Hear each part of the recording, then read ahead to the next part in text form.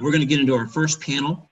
Again, we're pleased to have, I want to welcome the legislative assistant, Alex Piper, from Peter Welch's office. Also want to welcome Jake Tyner, who's policy advisor and counsel to Congressman David McKinley of West Virginia. We really appreciate the leadership that they have had with their members and the engagement that they've had during these important debates. Andrew, are we going? Have we flipped a coin to see who's going first here? I don't think so. We can go either alphabetical by first name or whichever you guys want. Well, Alex, are you on with us? I don't see your picture. Yeah, I'm here. I think I'm here somewhere. There you are. Welcome. Thanks for having me. Go ahead and turn it over to Alex first, and just a brief. You all know his member of Congress, Peter Welch. He's the at-large member from Vermont. He is on the House Energy and Commerce Committee, Subcommittee on Energy. And you can tell by the number of caucuses he's involved in how important these issues are to him. He was my successor as chair of the High Performance Building Caucus. He's also co-chair and founder of the Energy Saving Performance Caucus, the Green Schools Caucus, Safe Climate Caucus, Sustainable Energy and Environment Caucus, and Climate Solutions Caucus, just to name a few. Alex, thank you for joining us and giving us a view from the Hill, kind of broadly speaking, in terms of where buildings fit in, but also the urgent conversation of the recovery and how they can fit in and contribute. Alex. Sure, yeah. Thank you for having both myself and Jake. We compared some notes earlier, so I think we'll probably hit on very similar things, and I'll keep it relatively brief so Jake can add in some things and we can answer specific questions. But I think we both wanted to highlight just the appetite and demand for energy efficiency in Congress. And I think this was true both before we got into this pandemic as well as right now and going forward. So that's something that we are feeling and our bosses are aware of and pushing. And kind of keeps gaining traction, both thanks to your efforts and our boss's commitment to the issue. There's a number of bills that I think we wanted to highlight as well, and these bills were both on a steady trajectory through normal process in the Energy and Commerce Committee before we had to go remote and before things everything changed, as well as should be important pieces of the conversation going forward on any potential stimulus bill. Those ones I'm sure you're familiar with are the Energy Savings and Industrial Competitiveness Act, otherwise known as Welch-McKinley or Shaheen-Portman in the Senate. That bill was included in a larger energy package in the Senate just a couple months ago and didn't quite make it across the finish line there, but we're still pushing it over on the House side, and that bill is awaiting subcommittee markup in the Energy Subcommittee. We also have the Holmes Act, which both of our bosses are sponsoring, and that bill is also waiting for a subcommittee markup. And there's been a significant amount of work and development on that bill over the last year or so, and this bill's obviously been around for much longer than that, but we've been working to streamline the bill and try to make it as accessible as possible. We can also go into a little bit of detail about some proposals we've been working on regarding online training to supplement the Holmes Act, working to try to figure out creative solutions to make sure that there is a workforce available for bills like the Holmes Act and other opportunities for energy efficiency and building upgrades when the time comes in which people can go back into buildings and be doing that kind of work. We need to make sure there's a workforce and trained employees ready to do all that. So we've been working on something along those lines, and that's still in development along with obviously many other things. The Energy Savings through Public-Private Partnerships Act of 2019, that's a bill that essentially gets the federal government to do the energy savings upgrades that they've already identified through audit, and requires them to do at least half of them through performance contracting. And then we have a Federal Energy and Water Management Program Act of 2020, and that is a bill that also has a Senate companion, bipartisan Senate companion, and it would essentially authorize them at DOE for the first time, provide it with some authorization, and update some energy and water reduction goals at the federal level. Biggest thing to highlight before I turn it over to Jake is we're hoping that all of these bills and further ideas in the building and energy efficiency space are going to be key parts of the conversation in any coming stimulus bill, or when things in Congress kind of return back to some sort of normalized process, whatever that may look like.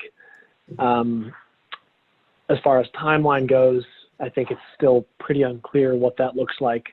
We're still obviously working to pass a interim CARES bill this week, which replenishes the PPP and also provides some funding for healthcare.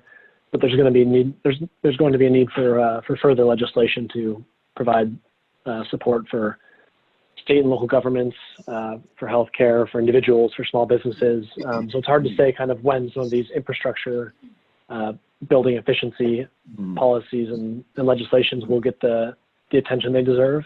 But I think the most important thing is to keep kind of doing what you all are doing, to lay the groundwork on these issues and to keep pushing these policies and developing them and thinking about how they may fit into a post or amidst COVID world in which things aren't quite as clear as they used to be, and people can't be can't be in buildings or working together quite as closely. And there are kind of things that we can work on to address the same challenges in the different worlds. So thank you for having us and for kind of keeping the spotlight on these issues. Obviously, my boss is extremely concerned and interested in them, and would love to keep working with all of you to address them. So turn it over to Jake. Great, Alex, thank you. I just want to give a really brief introduction, if I may, Jake. Yeah, go ahead. Your Congressman David McKinley, he represents the 1st District of West Virginia. He is one of only 2 professional engineers in Congress, I understand. This is an important skill set that he brings to this conversation that is unique, and he's had quite a leadership role in energy efficiency. And I really want to compliment Congressman McKinley and your counterpart, Congressman Welch. The bipartisan work that they have done in this hyper-partisan environment really should be recognized and appreciated. Building Action has very much taken a bipartisan stand and looking for ways to engage both sides of the aisle to get some of these things done. And so, again, thank you all for being such a great model on the House side. And with that, Jake, you're up. Yeah, thank you. I appreciate it. Like you said, my boss has a background as a professional engineer, and obviously energy efficiency is something of great interest to him. And like you said, we found a great companion with Congressman Welch to work on these issues. As Alex stated, there's a growing appetite in both the House and the Senate for energy efficiency legislation, and to look at that as an option for moving forward in the energy debate. There were 2 main pieces of legislation I was going to hit on, and Alex alluded to both of these in his remarks.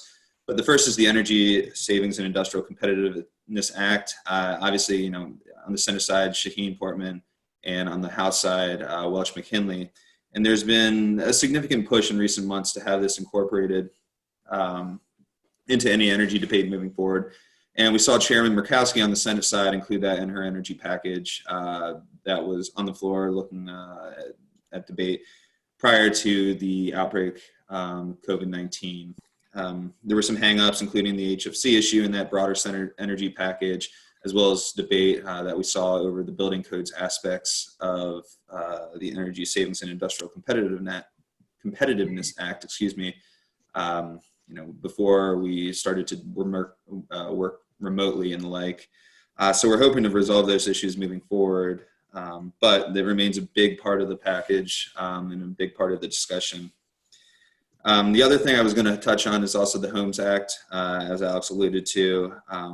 It's another significant bill that our bosses have been working on, and then we're looking for, whenever normal process resumes, that being marked up within the committee.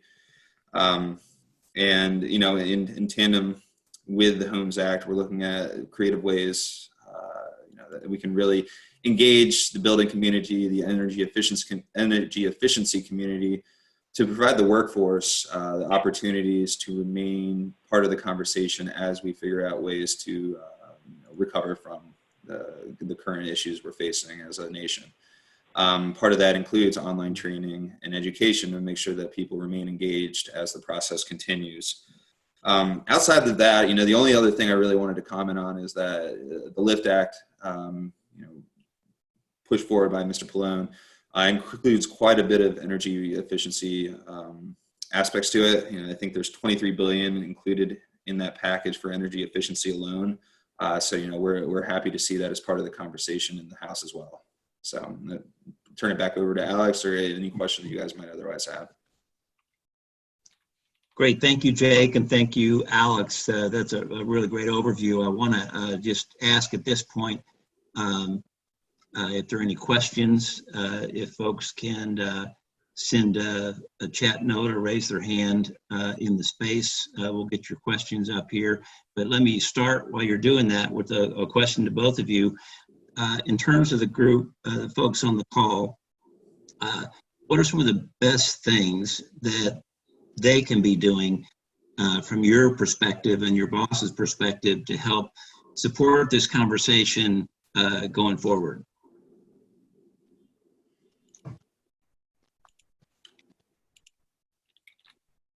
I think on our end, it's interesting because we kind of had to rethink the whole paradigm of kind of how to move issues forward and how to keep our attention on certain things while we're dealing with this. But on our end, I think the best thing so far has been just to keep regular contact, to keep pushing forward on these bills that are already developed on the bipartisan work we've already done, and to not kind of lose sight of that.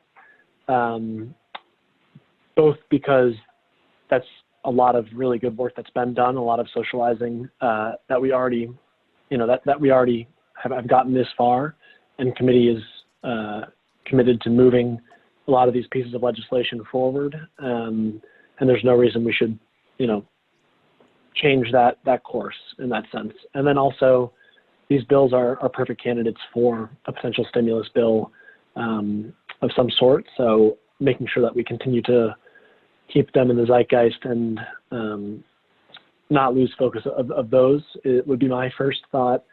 And then also, similar to kind of what Jake was talking about too with the online training, online education, it's been really helpful to hear ideas from folks about, how do we creatively address the new challenges in the context of what we already exist.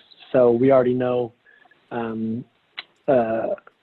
that a home energy residential retrofit program would be great for energy efficiency, it'd be great for jobs, it'd be great for economic development, but how do we make sure that is going to be realistic and possible when we can't get people to training in person right now, or we can't get people into the homes or buildings to do that work at the moment. So kind of taking what we already know and trying to find a creative solution through this social isolation to get there, as well as continuing to kind of beat the drum on the bills that are out there, the policies that we've developed that we know would work and have a lot of support, and kind of have the institutional momentum going for them. And to not forget that this isn't a permanent state. This new world is, while it may last for a little while and it'll be different and come in fits and starts, it's not a permanent state, and that, the policies that's been outlined and the bills that are up in committee right now are really important to keep pushing on and getting support for. And Jake, same question to you real briefly, and then we're going to see if we have some other questions. Yeah, the biggest thing for me, I was going to say, is just remain engaged. And by remaining engaged, I would say, even more so than you previously were. It's an interesting time having to operate in a self-isolation way, as opposed to, being in the office during, normal process. And I think the current issues we're facing as a nation are affecting just about every industry possible, including those operating in the energy efficiency space, and making sure that your voice is heard and that the options that the energy efficiency space finds the most helpful are really, known and being helped push forward. And just, any creative solutions you guys might have, making sure that, we're aware of those and being a resource to the best extent we can be. So Great. Let's see if Andrew, do we have some questions here before we go to our next panel? Yeah, we have a question from one of the attendees. The question is, are there any specific legislative stimulus ideas out there for sustainable buildings that you see happening or working on for the fourth stimulus package? In particular, they ask, what about restoring or bolstering the energy efficient tax credit alongside the push for the solar investment tax credit? Yeah, certainly. I think the energy efficiency tax credits, so 179D, 25C, those are all in play as far as potential additions to a stimulus bill. Speaking for my boss particularly, those are things that he's always supportive of extending and expanding, and the solar ITC being another big one. EV tax credits, it's outside the building world, but is all related in a sense. So there's certainly a lot of ideas like that are out there and are being talked about. I think again, the timeline for a stimulus bill that includes some of these proposals is still pretty unclear and somewhat down the road. So it's hard to say exactly where we're coalescing around specific legislative stimulus. And Jake mentioned the Lift America Act, which is kind of the infrastructure framework that I know the House has been working off of. But certainly my boss is open and excited about pursuing kind of all different angles and policy levers to both get the energy sector back up and moving and get jobs back on the ground, and also make the real life benefits and energy savings and environmental benefits from all those policies. So yeah, it's hard for me to narrow down exactly specific legislation, but all of the above. All right, thank you. Jake, briefly, and then we're going to start our next panel. Yeah, I think Alex hit it pretty well on the head. There's a lot of uncertainty right now surrounding the timelines, and also, how long we're going to be operating in this state. And right now, Congress's attention is focused on, restoring funding to small businesses this week. But I think once they get through that debate and hopefully pass the bill, we're going to shift the conversation to the next, phase of relief. And I think there's certainly appetite to include some of these proposals in that legislation. So it's kind of a wait and see approach right now, but all options are on the table. Great. Jake, thank you. Alex, thank you. Please send our thanks to your members and all your staff for the great work you're doing. Thank you. Appreciate it. All right. Yeah, certainly will. Thanks for having us. Next, we're going to move on to our next panel, the biggest footprints. We are certainly pleased to have a couple of really important leaders representing their organizations here today. First, Lisa Jacobson. Lisa is the president of the Business Council for Sustainable Energy, a coalition of companies and trade associations representing the energy efficiency, natural gas, and renewable energy sectors. They advocate for energy and environmental policies that promote markets for clean, efficient, and sustainable energy products and services. Welcome, Lisa. Great to be here. And then she is going to be followed by Dan Mesley with the Catholic Climate Covenant. It was formed in response to the U.S. Conference of Catholic Bishops' 2001 Statement on Climate, supported by 18 national partners. Catholic Climate Covenant helps U.S. Catholics respond to the church's call to care for creation and care for the poor. And he's going to talk about how they're doing some of that work through the many buildings and that they own and operate. So let's start with Lisa. Welcome. Great, thank you. Really commend you, Congressman Carnahan and Andrew.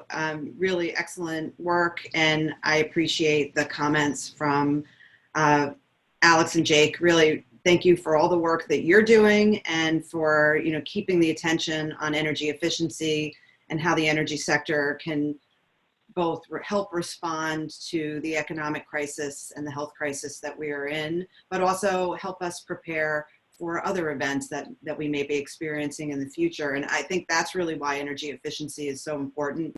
It helps in so many ways. And I want to highlight just briefly a few data points that kind of put, I think, energy efficiency in context of the discussion that we're having amidst the COVID-19 crisis, but also more broadly as your initiative is trying to put energy efficiency in the front of minds of policymakers. So I imagine that somebody will advance my slide. So the Business Council, you already gave a good introduction of us. We are almost in our 30th year, so 30 years strong as a coalition, and we represent many different U.S. energy interests spanning energy efficiency, natural gas, and renewable energy. You can go to the next slide, please. I wanted to mention something that's relatively new for the BCSC. Under our banner, we have a small and medium-sized business coalition called the Clean Energy Business Network.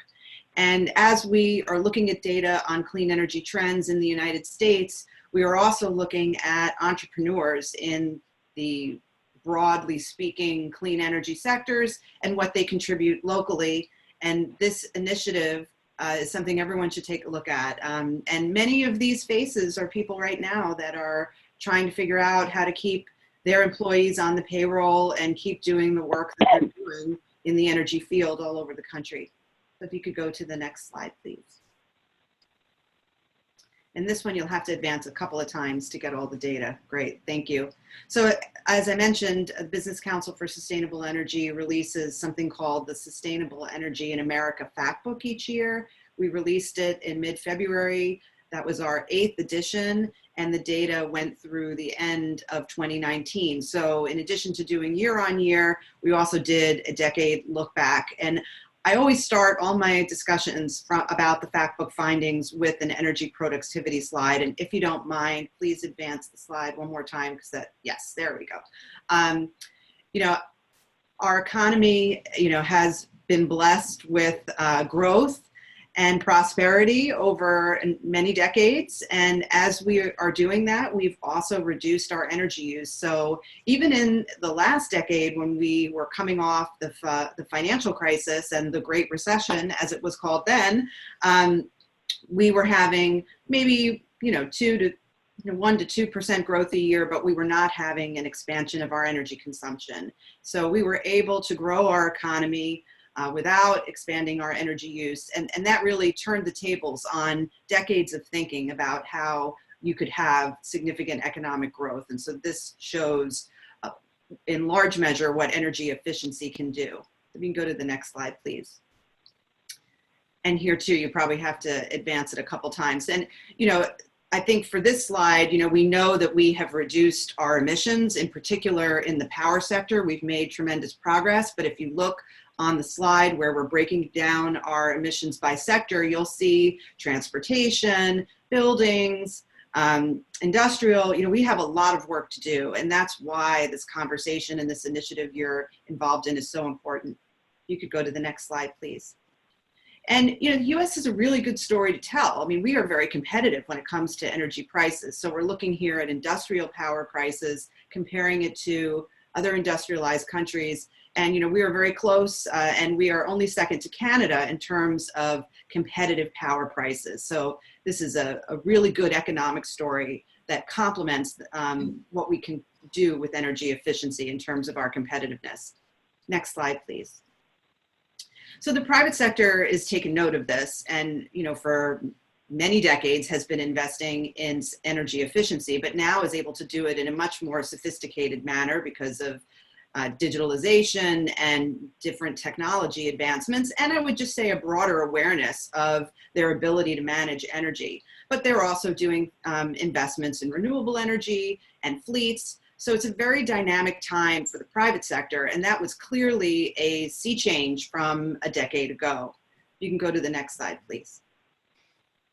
So when it comes more closely to energy efficiency, what did we see when we looked at the decade and we released our report in February? There are many slides in the fact book that show different aspects of energy efficiency investment, policy, or technology, but this one is kind of a good example of what you see in many slides. If you go back to the beginning of the century, around 2000, there's a beginning of an uptick of activity in investment and policy in energy efficiency. And we're kind of at a period now where that's really flattened out. And with what we need to do in terms of resilience and buildings and climate change and just energy productivity, that is a worrying signal. Now, and this is again before we are in the experience we are right now with COVID-19. So we had a dramatic uptick and now a leveled out. And that should be a clarion call for us all. You can go to the next slide, please. So here's another slide where you can kind of see that flattening out. And this is going from 2007 to 2017. And you're seeing, the incremental efficiency gains by utilities, which continues to be strong, but you see their investment, while significant, is also, not dramatically increasing anymore. You could go to the next slide, please. But here is some of my hope. So there's some data in the fact book that I think is really exciting. This is one of them. This is looking at US building floor space covered under state and local energy disclosure policies. And I encourage everybody to check it out. But what you'll see is that is increasing. And that is the door opener for commercial energy efficiency gains. And so you can see that it's proliferating in more parts of the country and those efforts are increasing. So this slide gives me a lot of hope. If you can go to the next slide, please. Well, that's the end. So in closing, just to say BCSE as a coalition is also thinking about what types of policies it could offer for economic recovery from COVID-19. We did a submission to the House Science Committee last week, and it's on our website if people are interested. There are many energy efficiency policy ideas and incentive programs there. So we need to refine it. And I think most importantly, we need to put it in context, as Jake and Alex was saying, of those that are in need now and how those initiatives are going to work in an environment where we may not have access to certain building segments. But one of the things that our members have been talking a lot about, especially if we're looking out at the next 6 to 8 months, there may be many schools or other community buildings that are not open right now, where they have had a pipeline of projects or they have ideas for projects. While those buildings are vacant, that might be an opportunity with some additional investment that we can get those jobs done. And then we would have more resilient, more modern, safe places for communities when we have a challenge, either like COVID-19 or some other kind of natural disaster. So that's the end of my comments. Thank you very much for having me. Great, Lisa, thank you so much. And thank you for the leadership and just the really collection of ideas and data that help all of us in this conversation. Thank you. Let's go on to Dan. Dan, welcome. Thank you, Congressman. I'll be brief. So as the Congressman said, I'm the director of an organization called Catholic Climate Covenant. We work within the U.S. Catholic community, trying to educate people on the need to care for God's creation, essentially, but particularly the issue of climate change.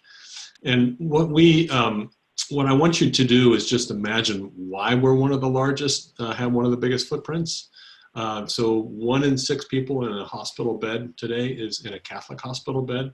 We have the largest charitable network in the country through Catholic Charities USA. Our population, Catholics are about 22% of the Catholic population. 240 or so Catholic colleges and universities, 6,500 elementary and high schools. about 17,500 parishes spread through 192 dioceses around the country. And we think there's about 70 to 90,000 buildings that are owned by the Catholic Church in the United States. So it does have, we do have an enormous footprint. Several years ago, in answer to a question that I would get frequently, which is, I can't get my parish priest, my bishop, my principal at my kid's school to talk about these issues because it seems that climate change is still often a political issue as opposed to a moral issue or a scientific or policy issue. So the simple answer that I would like to give was, well, John Paul II, Pope Benedict XVI, and now Pope Francis have all spoken about climate change as an important issue. What's the problem? And that didn't seem to satisfy too many people. So we came up with an idea. I thought, you know, if we could show parishes and schools and pastors and principals how we could save them money through energy efficiency and renewable energy work, then we would have their attention. And then we would say to them, this is not just about saving money, but it's also a way to lower your footprint, but more importantly, to show the wider community that you do care for creation and for future generations, and you want to reduce emissions so that other people can have a safe and reliable future. So we started this program in about 2016. We now have finally turned the corner. We sunk about $500,000 of grant money and donor money into this program to get it going. It's called Catholic Energies. We have about 60 projects in our pipeline around the country. The biggest success that we have had so far is a 2 megawatt solar array in the District of Columbia. It's now about 3% of all renewable energy produced in the district is produced by Catholic Charities for the Archdiocese of Washington. It's on a piece of acreage that is 15 acres. 5 of those have 5,774 solar panels on them. The building on that property is run by Mother Teresa's nuns, the Missionaries of Charity. They do hospice work. That building has had a lot of deferred maintenance that's needed to be done. So the lease payments from the owner of that system go to offset the deferred maintenance on that building. The Catholic Charities project is offsetting Catholic Charities building energy costs, so the fleet of buildings within the District of Columbia, by $250,000 a year. So that savings, that energy savings, that cost savings can be put back into mission, so it can help counsel the lost, feed the hungry, shelter the homeless, and so forth. So we're very, very proud of that project. We have a number of other smaller projects, some parish projects and school projects around the country. But the Catholic Church, because of its size, has a real opportunity to make a big dent in the energy use in this country. There were about 35 workers that had jobs on that site in the District of Columbia, on that Catholic Charity site. We're now looking at working with Catholic Charities USA and some of the local Catholic Charities agencies in some of the poorest cities in the country to see if we can deploy our solar and energy efficiency programs in those communities, especially the low-income communities, and we can work with willing vendors who would hire and train low-income folks or homeless folks to do those kinds of jobs. So it really fits well within the mission of the Catholic community writ large, but also the ability for the Catholic Church in the United States to show that it's living up to the challenges that were laid out by these 3 previous popes, and certainly Pope Francis with his encyclical Laudato Si on care for a common home. So we're quite proud of our work so far. Long way to go. We have, just a tiny slice of the Catholic market doing this work right now, to do this work right now. There's a lot of other dioceses and other universities and hospital systems and so forth that are doing a lot of energy efficiency work. We're not the only ones doing that, thankfully. So there's just a lot of opportunity here within the faith community broadly, but certainly in the Catholic community. Dan, thank you. That's I think that's an excellent overview, but also really I think is something I think a lot of folks may not have thought about before in terms of another network that certainly has a tremendous footprint, but also a tremendous mission, and trying to put those two together is a real opportunity. So thank you for the work you're doing. Thank you for being with us. You're welcome. Wanted to ask if there are any questions for Lisa or for Dan. If I could ask, Xandra, if I could ask a question, I guess, and it's for Dan, is, one of the goals of Building Action is really to connect those who kind of build buildings and make buildings with those who use them. And for folks who are involved in this, who are with professions, industries that are really working a lot on green buildings, what are some of the best ways they could really engage with either the hospitals or the parishes or other folks within the Catholic community to really work on some of these, accelerate some of these green building projects? Yeah, that's a great question. It's very challenging, to be honest. Even I've been a lifelong Catholic and worked in the church all my life, and it's can be incredibly frustrating. There's a lot of inertia in the Catholic system, in the Catholic community. It's a big bureaucracy, so getting to the right people is a challenge sometimes. But there are a lot of folks who are now understanding that this is not just a way to save money, but it's also a way to make our buildings healthier, more efficient, and all of those things. But it is a challenge, Andrew, to be honest with you. There's just, especially now with the economy beginning to unravel a bit on us, it's both a challenge because people are just sort of in the moment and sort of panicked, but it's also a real opportunity because I think in the future, our parishes and schools and hospital systems and universities are going to be looking for ways to save money. And there's very low-hanging fruit, as all of the people on this call know, to be able to really drop expenses dramatically through some smart energy efficiency and solar projects. So that's not a very good answer to your question, but my experience is that it can be somewhat challenging until we have some good examples out there, which I think we're starting to produce. Great, thank you. I'm going to go on to our next panel, and again, Lisa and Dan, thank you for your personal leadership, but also of your organizations, and we look forward to working with you all further. Thank you. You're welcome. Thank you. Next, we've got a really fantastic group here of leaders and organizations on preparing the 21st century workforce. I'm going to give some brief introductions so we can get right into this. We have Marco Giambardino, Vice President of the National Electrical Contractors Association. Nika is a founding member of Building Action. We appreciate their support and their early voice in organizing Building Action.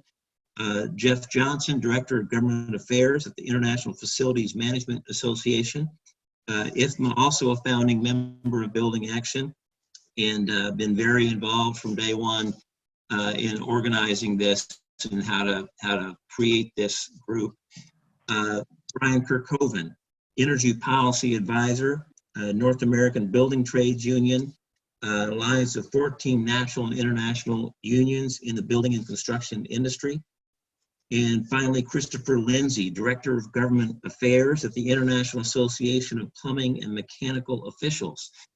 We're going to have each of you speak and give your overview of not just what you do, the importance of buildings, but how we can really make the case that buildings are part of the economic engine that can be helping and contributing to rebuilding our economy.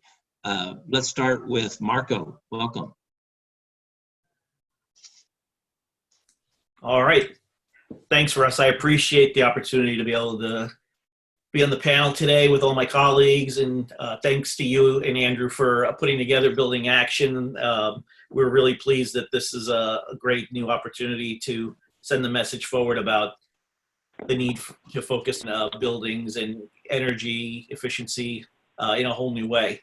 So long before green building or green energy became a real buzzword, NECA, along with our labor partners at the IBEW, began heavily investing in green training for our workforce. Over the last 75 plus years, overall, we've trained over 300,000 highly skilled workers, and all of our electricians are proficient in all types of green energy installations.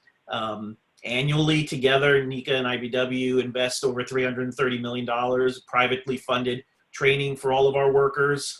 Generally, it's a 4 to 5 year program, and there isn't one sector of the industry that isn't covered in their training. We are really proud of the program too, because it really does provide a legitimate career pathway for young people looking to find a career that's, you know, not the college option, or if they don't want to go into another type of world.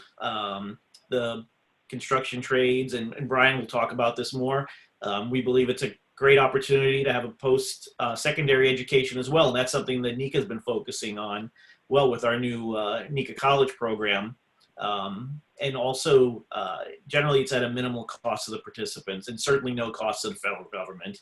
And the training that our workers get, it's everything from lighting controls in buildings, demand limiting, to temperature controls, and then big picture stuff, especially building automation. And then on the solar side, fuel cells, demand lighting, programmable logic controllers, and of course, in the bigger picture of energy efficiency. So we're very excited about the type of work our workers do, the opportunity for our contractors to keep focusing on what we call inside wiring, inside construction, and our electrical contractors, by and large, have a very huge impact on the building environment. You think about anytime you walk into a room, when the first things you do is flip a light switch. So certainly that's something that's been a real passion and what drove me to come to work for NECA, and have a great appreciation for what all of our members do. I don't want to step too much on Brian's world either, so since it's a very shared responsibility, so I'll save some of that for him, and I'm happy to answer any questions. Great, thank you, Marco. Let's next go to Jeff Johnson with IFMA. Jeff.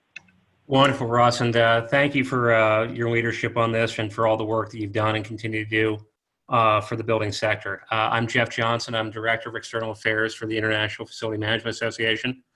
For those not familiar with IFMA, our members, our 24,000 members, manage about 78 billion square feet of commercial space and annually purchase about $1 trillion in products and services.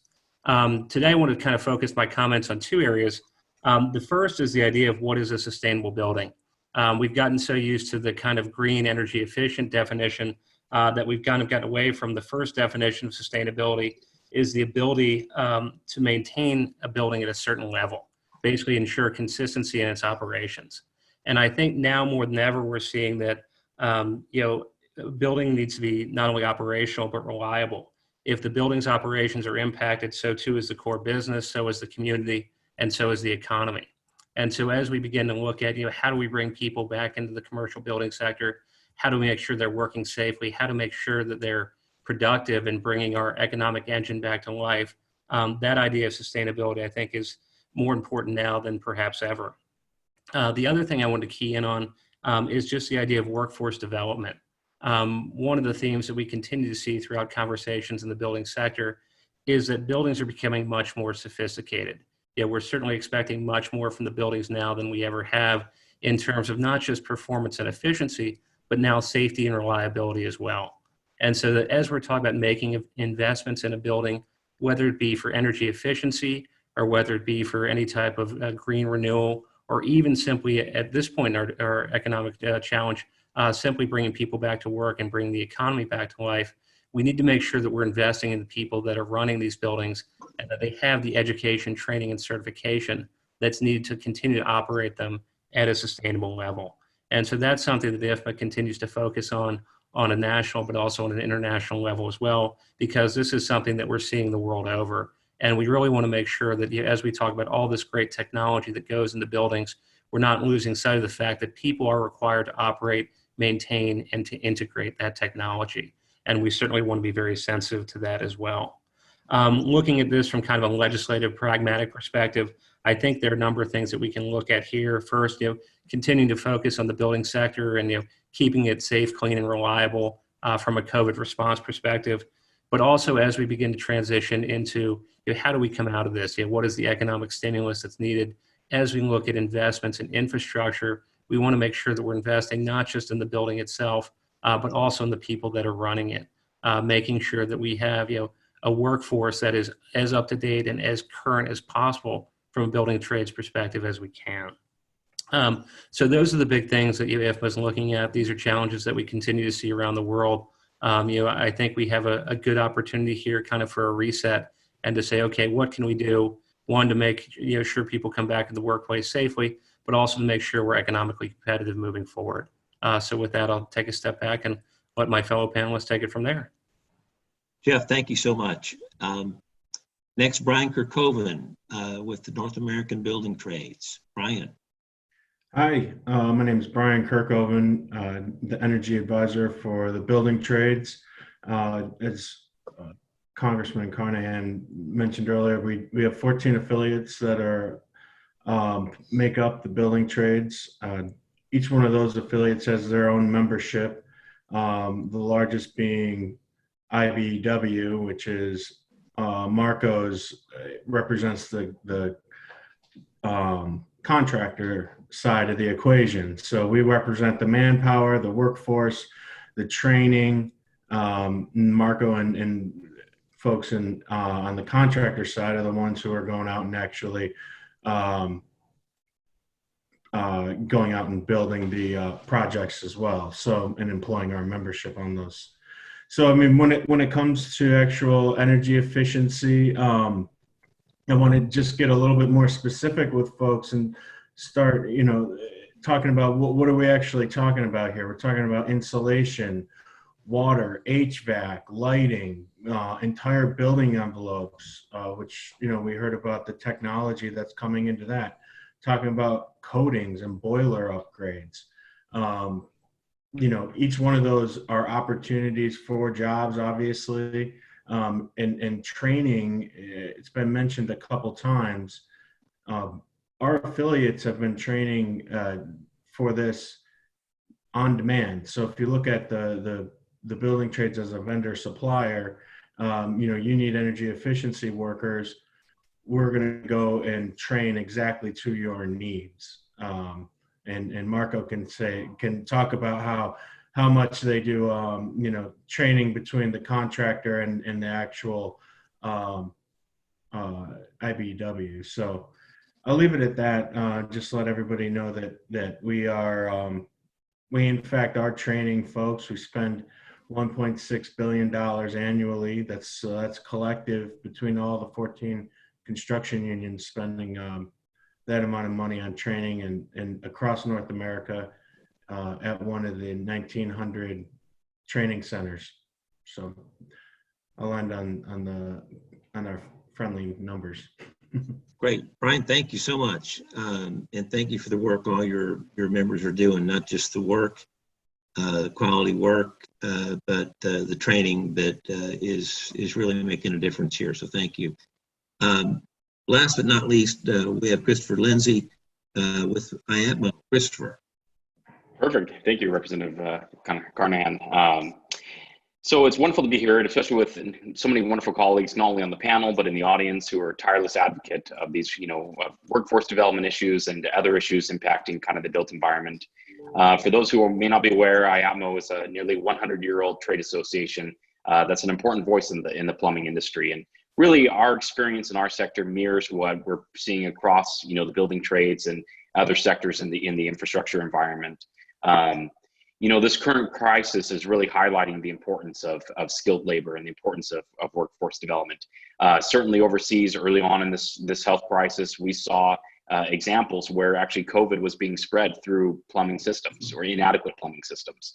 Certainly we're learning the importance of having hand washing stations and things that we take for granted here, for many of us, but they're inadequate and lacking in healthcare facilities across the globe.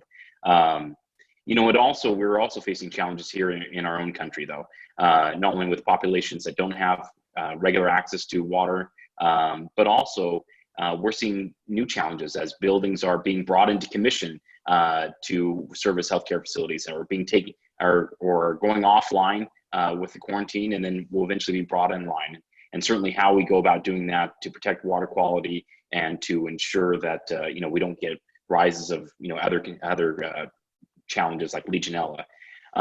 Just a couple quick points from our industry. When I talk about the water industry, I think a little bit more broadly than just plumbing. I'm talking about the 1.7 million workers who are directly involved in the design, construction, operation of all of our water infrastructure, from the utilities all the way down to where it meets the end user. Certainly we see trends where water occupations not only tend to pay more on average compared to all occupations nationally, but also pay up to 50% more to workers at the lower ends, looking at the 10th and 25th, percentiles, for example. We are, conscious of the education. We realize that most water workers actually have less formal education, and more receive extensive on-the-job trainings.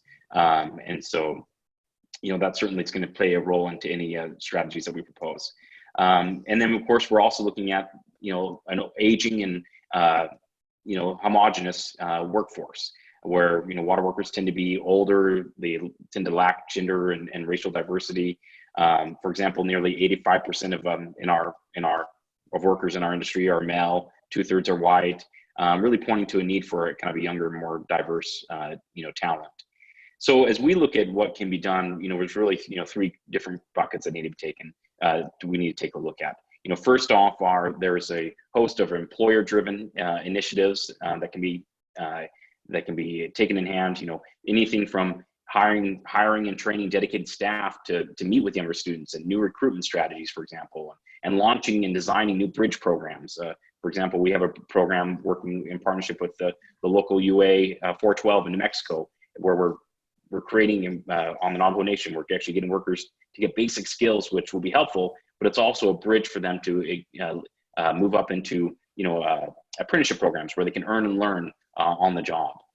There's also regional approaches where we need to come up with comprehensive, regional workforce plans, and really highlighting, the regional kind of training needs and avenues for kind of additional collaborations, and creating more durable channels of funding. And then I think there's also national and state actions that need to be taking place, where the federal government, federal agencies need to work more in hand in hand with associations and other national organizations to really assess, water workforce needs and priorities. And then also, develop a repository for best practices and other innovative kind of workforce development strategies. Certainly we, support expansion of federal and state funding for workforce development programs and educational initiatives. But we also explore, even new and targeted, competitive grant programs in support of alternative kind of bridge programs and other innovative training programs. Listen, I appreciate the opportunity to speak today. Conversations like this are incredibly important because they help inform the discussion and make it so we can really move the ball down the field on some of these issues.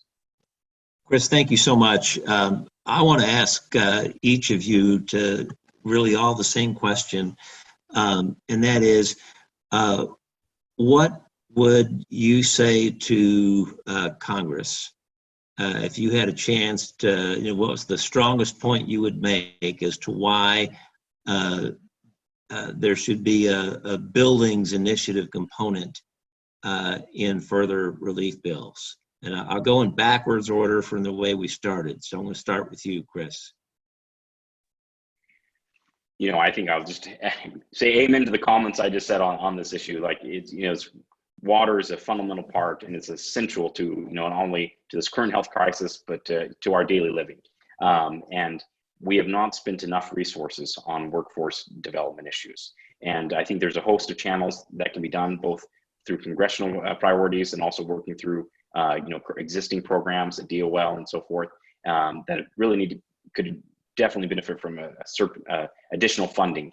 And I'd also encourage them to look at some new, the new and competitive grant funding, which I think will help kind of spur some of the innovation that we need in the sector. Great, thank you. Brian. I would say targeted funding for projects. To the extent that there's turnkey projects out there, we can do through our resources a lot of what we've talked about today with reaching into underserved communities and training and creating jobs, and really that community component, and putting folks back to work. So that would be my knee-jerk reaction if I could have a list. That's super appropriate in this conversation. Thank you. Jeff. Yeah, let me just echo what some of the other panelists have said, is that, I just think we really need to shine a spotlight on this issue. I think we put incentives out there in the past for investments in the building. Let's put incentives out there for investments in the workforce as well. Let's make this kind of less voluntary at this point and recognize this as a national need in order to advance the economy, in order to bring people back to work safely. I think one of the vulnerabilities we've seen is that a lot of times, we have a lot of institutional knowledge in the building trades is built up in a handful of individuals. And a lot of them are retiring. Unfortunately, a lot of them are getting sick from this epidemic. And we want to make sure that, we can replace that knowledge and that, we have some continuity in operations. And so, let's use this for a reset and to really look at, what are the resources that are available. There are a number of organizations, including those represented on the call right now, that have tremendous training resources that are available. Let's put those into action. Let's use the collective knowledge that we have in place and really transform ourselves to make ourselves and our country stronger for the recovery. Great. And Marco, you're batting cleanup here. All right. Of course, I agree with everything my colleagues have just said. I would point out, especially with the role of Congress and what they can do. The average federal building is probably closer to 50 years old right now, and a lot of them have not had the necessary upgrades that need to meet not just much less modern codes and standards today, but certainly the needs of our workforce. We spend the better part of our waking days in the workplace, certainly in federal buildings in terms of the federal workforce. And there's certainly plenty of opportunity to be able to take advantage of the new technologies, the knowledge we have now in the green space, and be able to update and modernize these buildings. And frankly, even for the federal government, there may be an opportunity to even update and modernize and maybe even sell off some of those buildings if it's deemed that there's an excess portfolio. So I think there's a lot of opportunity there. I think it's time for Congress to really get focused on truly our building infrastructure, and that extends even to DoD. We haven't had a real comprehensive look at all our DoD installations in probably close to 10 years now. So I think that's another opportunity there to look at on the military side. Russ, That's great. Yeah, go ahead, Jeff. I think that's a great transition to what hopefully will be our next webinar segment, which is disposal of excess property and really the burden that it creates in the federal budget. So perhaps we can use that as a wrap up and a way to look ahead also. Yeah, thank you all. Thank you all, the panelists. Thanks to the participants. I want to just give a quick reminder. We are going to try to continue our, what we started as in-person events, and now we obviously have shifted gears to virtual events. But our May event, as you can see on the screen, Sustainable Buildings for All, really talking about how we can, expand this conversation to, underserved areas. And then June, we want to highlight the presidential campaigns and their platforms on green buildings. In the meantime, I want to remind everyone to take a look at the Becoming an Ally organization if you have not already. Thanks to many of you who already have. Being an ally just adds your organization to a list of organizations in our network and costs nothing. So please do at least that. And if you can become a paid member, please take a look at that to support our work. And then finally, do we have a screen? Thank you to our founding sponsors, National Electrical Contractors Association, the Steel Framing Industry Association, and IFMA.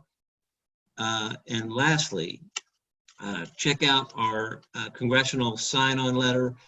We want to get this message to Congress at this critical time, and we'll follow up about how we can continue to engage you and grow this network, grow the impact of it, but also really be a valuable resource for policymakers. Thank you all so much.